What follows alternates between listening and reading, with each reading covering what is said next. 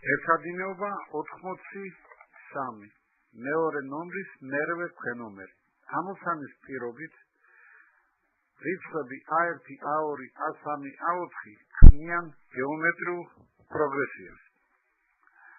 თუ პირველ წელს გავადიდებთ 3-ით, ესე იგი გვექნება A1 + 3, მეორეს გავადიდებთ 9-ით, გვექნება A2 + 9, მესამეს გავადიდებთ 11-ით, გვექნება A3 + 11 და მეოთხეს გავადიდებთ 1-ით, გვექნება A4 + 1.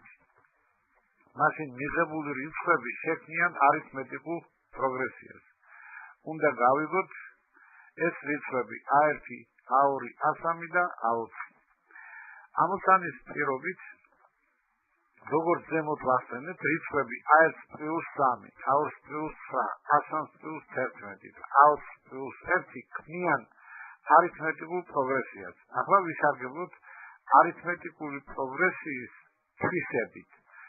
არითმეტიკული პროგრესიის თვისების თანახმად ყოველი წევრი მეორიდან დაწყებული იქნება წინა და მომდევნო წევრების საშუალო არითმეტიკული.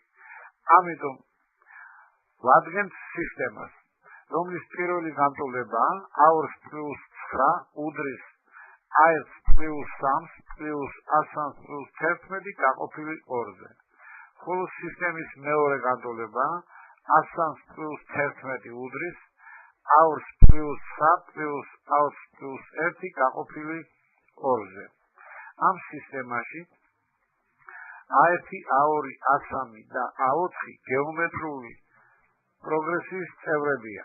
ამიტომ გავშალოთ ისინი გეომეტრიული პროგრესიის ზოგადი წევრის ფორმულით. A-n უდრის A1-ის სამრავლი q ხარისხად n-ზე. მაშინ A2 იქნება A1q, A3 იქნება A1q კვადრატი და A4 იქნება A1q კუბი.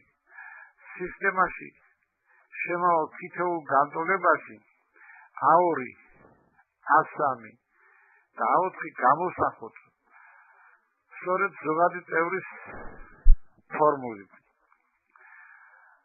მაშინ მივიღებთ სისტემას A1-სა და q-ს მიმართ. ამ სისტემის ამოხსნით მივიღებთ A1 უდრის 1 და q უდრის 3.